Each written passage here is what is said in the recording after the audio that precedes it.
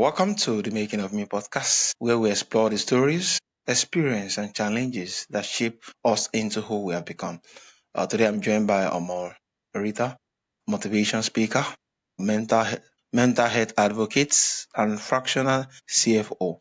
Omar's stories span combat leadership, corporate finance, and mental health advocate from West Point to Wall Street. His journey is one of resilience, transformation, and redefining what is true strength means in leadership and in life. It's really a pleasure to have you on the show. Hey, Aro, thank you for having me on the show. I appreciate the warm introduction. Look forward to the conversation. Yeah, thank you so much. So, Omar, what were some of the experiences or challenges that shape you into who you have become today? Yeah, I would say a few challenges shaped me into how I've become today. Number one, it was definitely being in the military, specifically leading troops into combat in Iraq, but also peacekeeping in Kosovo. So really forming a tight niche with the folks that I serve with. And then number two, what defines me is having gone through 18 hours of brain surgery, working on Wall Street, those types of things. So it's a bit of military, a bit of Wall Street, and a bit of the troubles that I had to navigate throughout life to get me here today. And I talk about it in my book, West Point Wall Street, my journey to mental wellness, all the things that I've gone through. Thank you for asking that. Yeah, amazing, amazing. Thanks for sharing. So, how did the identity shift from combat leadership to corporate leadership affect your sense of purpose and self perception? Well, some things ring true in both corporate America and in the military, especially if you're a good leader. And that's really taking care of your people, right? Yeah. So, being able to lead with empathy, being able to lead by example, and really caring for the folks that you work with, right? So, being a servant leader. So, from that perspective, things did not change from the military. But what did change is, in the military, when I was serving, and we're hearing about this now today with everything going on in Iran, it was a life or death situation on many different occasions. And obviously, sitting in an air-conditioned office at a Wall Street bank, it's not life or death. Folks try to act like it's life or death Yeah. at times, but it's really about the money, right? It really shifted my perspective, but it took me a while to get there because I was still operating under the mindset like it's got to get done. Somebody's gonna die if we don't get this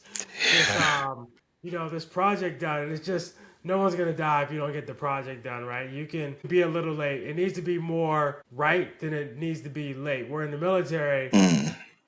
it needs to happen now, whether you got a 100% solution or not. It's got to happen.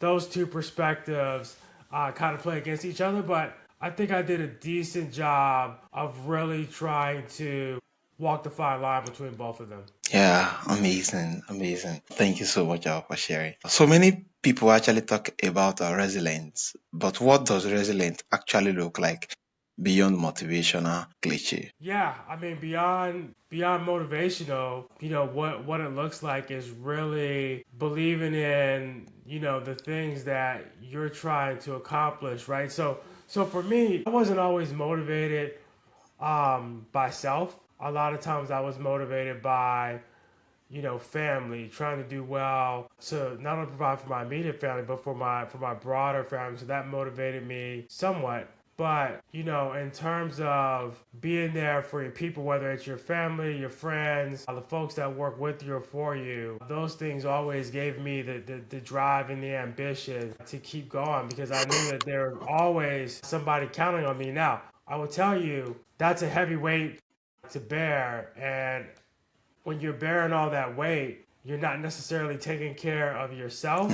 And so I would tell people in that position, watch yourself because you can get to a point where you're doing so many things with so many other people that you're not, they're driving your energy, but you're not taking care of yourself. And so my warning for folks is to take a breath at times and take stock in how you feel and what's going on with you. Yeah, amazing. Yeah, take your time, take good breath. I know what is going on with you.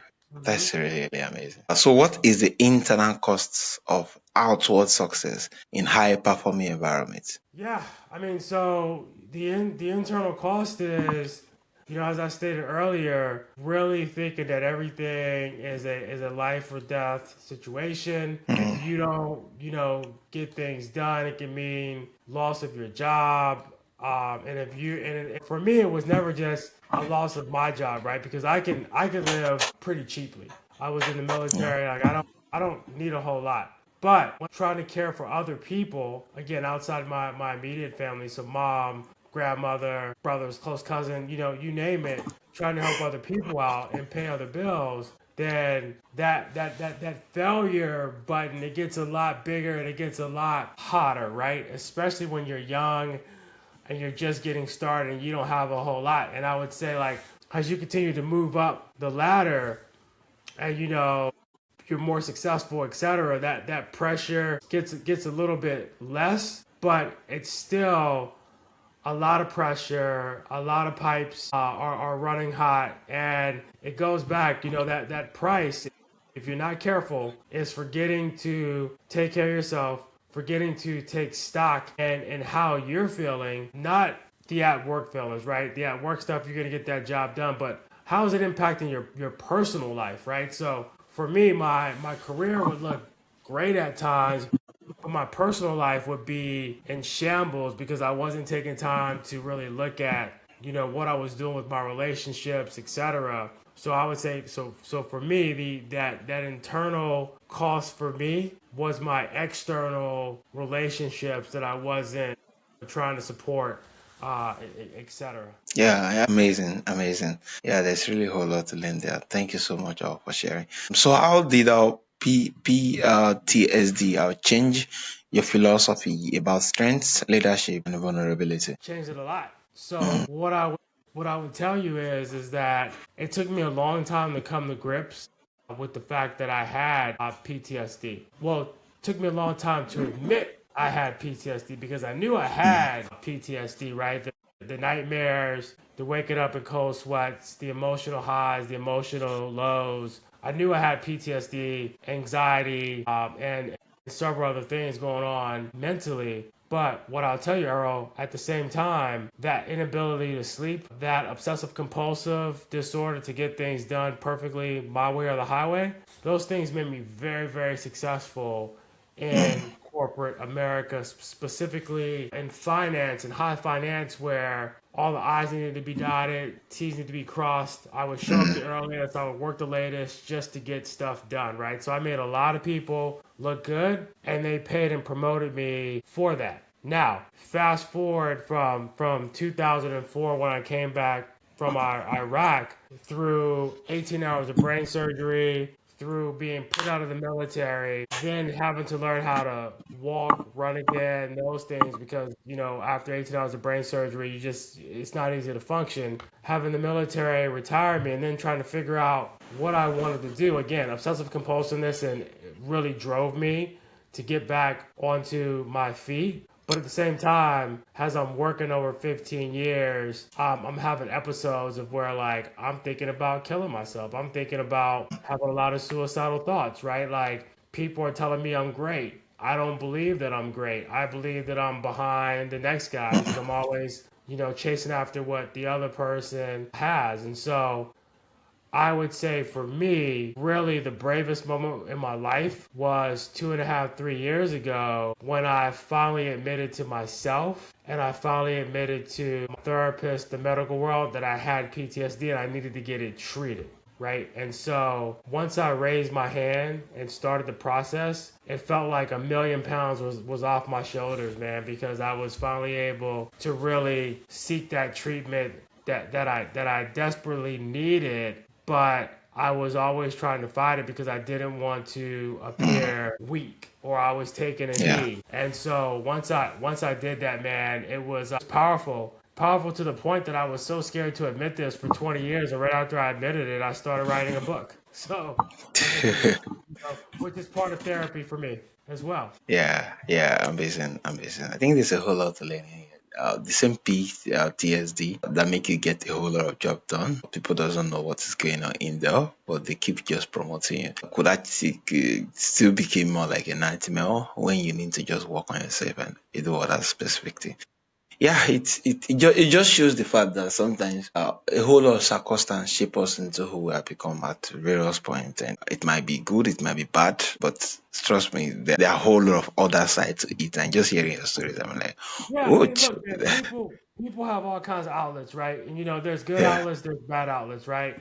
And when I say good, I don't necessarily mean like healthy, right? So a yeah, good yeah, outlet is taking your PTSD and your inability to sleep and yeah, applying it to a job that's going to pay you money, right? but That's yeah, a good outlet. A bad outlet is taking whatever you have and going to buy like drugs so you feel better, right? mm, Like ain't no upside to that. Now you have a mental health disorder and you're a drug addict, right? And yeah, so that's a lot deeper of a hole, I think, to dig yourself out of than, hey, I've been very successful in the corporate side. Now I'm admitting I have PTSD. So let's take a stab at treating that PTSD, that anxiety. And oh, by the way, I don't have to go through like withdrawals from drugs, etc. And I have the ability to face this thing, straight on.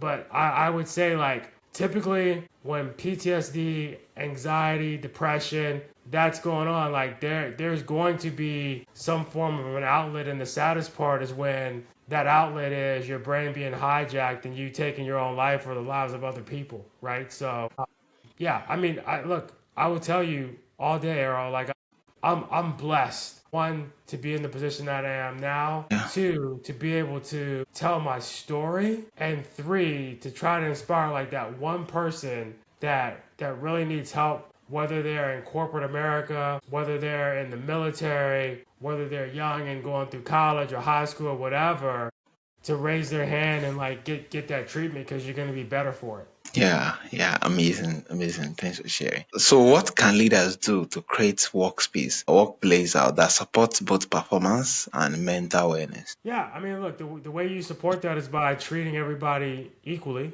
first of all, right? Try not to have, favorites. I mean, I teach, I'll tell you, like, workspace can mean a lot of different things, right? So I'm a professor of accounting at a college, and I have 40 students in my class, right? And they're all different shapes, sizes, colors, men, women, Yeah, etc. And I treat everybody equally, right? You get the grade that you deserve. If you want my help, I will help you out. I will give you some extra tutoring, etc.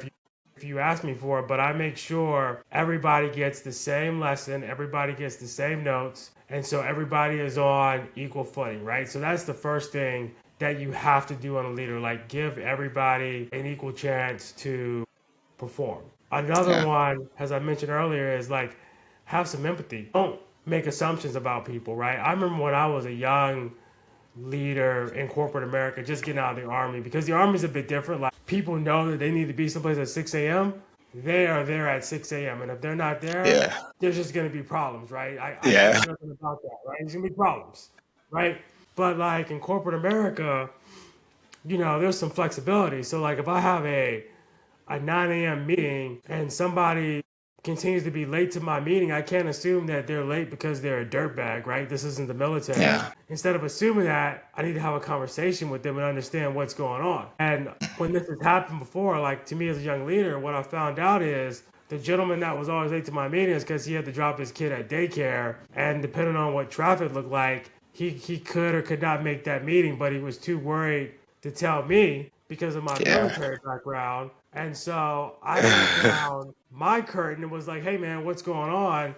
And I figured out, oh, he's got to drop his kid out of school. Well, I want his kid to get to school and daycare safely. So I just pushed the meeting back, 30 minutes, right? It's my meeting for the people yeah, that work for me. So they all got to readjust their calendars for my meeting. So it wasn't a problem, right? But had I yeah, not asked that question and made assumptions, I would assume that this guy was lazy, always late, etc. Right? So have some empathy, be willing to ask questions, never have somebody do some kind of work or do something that you yourself would not do, and don't make mm, rules for people that you yourself have no ability to follow. Right? Those are mm. lessons to be a great leader. Yeah, amazing. Thank you so much. Yeah, yeah. Don't make a set of rules that you yourself can't follow. That's right. Yeah, listen. Yeah, yeah. Amazing. And create an environment that make it easier for them to actually speak up to. And yeah, that was really amazing. That's right. Thank you so much for sharing. So how does discipline in finance connect with discipline in mindset and mental health? So, mental health, what I would say, the discipline in mental health is making sure when the doctor and you agree to a treatment plan that you Mm, follow that treatment plan, right?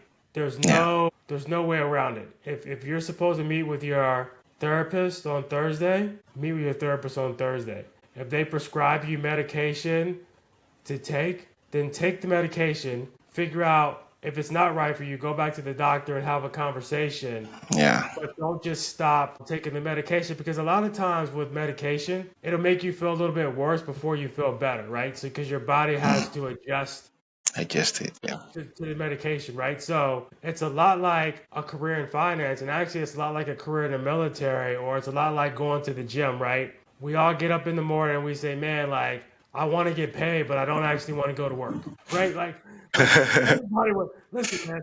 Everybody would love to get paid and not actually go to work. yeah, Unfortunately, yeah, that's not how the world works, right? Like if you want to earn a check and you weren't born like with inherit a bunch of money, you got to go to work. And so you get up, you drag yourself out of bed, you have your coffee, you get in your car, take a train, bus, whatever. You show up for work, and then you're going to get paid, right? You want to be built, you want to have a six pack, you got to go to the gym, you got yeah, to do some squats, you got to do some bench press, and you have to do some ab work to get a six pack, right? And every time, I get ready to go to the gym, I'm coming up with a million excuses not to go to the gym, excuses not to go to work, a million excuses not to see my therapist, but you know what? I go do it, right? And when I go to work, and when I go to the gym, and when I take my medication, and when I talk to my therapist, when I'm done with it, I just feel better, like mission accomplished, right? And so it is just another discipline that you need to add to your routine if you want to feel good about yourself.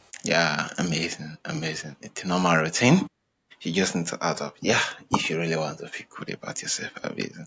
Also, lastly, for someone listening now who's struggling with pressure, expectation, or burnout, what is one practical step towards building a real resilience? So there's a couple practical steps that you can take. So number one, be honest with yourself, right? Be Don't honest. try to fool yourself and tell yourself that everything is normal when you know it's not normal, right? Call a Yeah, hotline, an 800 number. They got them all over the world, right? There's hotlines you can call if you're not feeling well, if you're having a breakdown. You can also go to the hospital and seek some treatment, and people don't have to know that you did it, right? You don't even have to tell anybody. But if you trust somebody enough, have a conversation with a friend, as well. And like a shameful plug, like for myself is, my book, West Point to Wall Street, My Journey to Mental Wellness. If you read my book and you'd say, man, this guy, he's a war hero. He worked 20 years on Wall Street. Now he's an entrepreneur and an author. And somebody with as much pride as me to raise my yeah, hand and say that I have an issue like that was a big deal for me, and yeah, and I don't take it lightly, and I'm trying to use my platform, my book, my story to convince you and everybody listening that it's not that big of a deal for you to raise your hand and go get this treatment and go get the help yeah, you need, right? Like do it for yourself, do it for your family, etc. And like, let's make this a real conversation that we can have, every day and really truly try to understand how each other is feeling, right? Not just surface level, how you doing, and then just keep moving. Like, let's really try to understand that about each other. yeah. Amazing. Thank you so much for sharing. So finally, Omar, before we get to go, for my audience who want to connect with you, who want to reach out for coaching, and those who want to get your book too or want to do business with you, how can they reach out to you, and where is the best platform? Yeah, you could always find me at omarritter.com. So my name, OMARRITTER.com. From my website, you can buy my book, read my story, my emails on there, etc. So always happy to join in, with one-on-one or at a company or whatever to give a motivational speak, to talk about my journey, also to give folks some tips on wellness, etc. Because again, Arrow, I think this is a really important conversation that we got to stop playing like Yeah. it's something that is not impacting everybody. Like everybody's impacted by this mental health thing, especially in this fast moving world that we live in today. Yeah, thank you so much, Omar. Thank you all for that. Yeah, it's a pleasure having you on the show, and the fact that you just remind us that true strength is not about hiding pain; it's about leading with awareness, empathy, and courage. So my audience want to learn more about my stories. Read his book, West Point to Wall Street: My Journey to Mental Wellness, on Amazon, or visit the website that's going to be on the show notes, so that you can be able to kind of get started. So once again, That's right. it's this is the Making of Me podcast, and it's really a pleasure and an honor have you on the show, Omar. Thank you, sir. I appreciate you.